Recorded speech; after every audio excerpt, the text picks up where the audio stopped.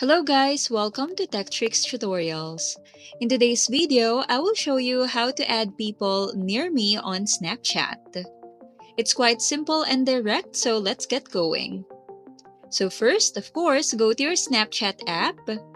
Then tap on this location icon at the bottom next to the chat button. Then tap on the gear icon to open the settings.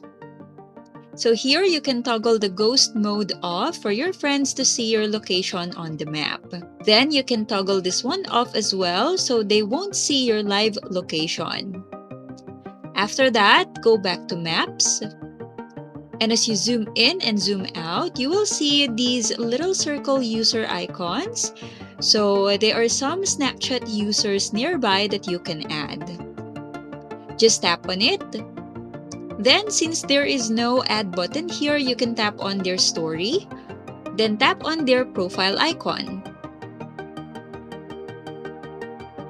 Then you will see the add button that you can tap to add them. And that wraps it up. I hope you found this video useful. Thanks for watching and I'll see you in the next one.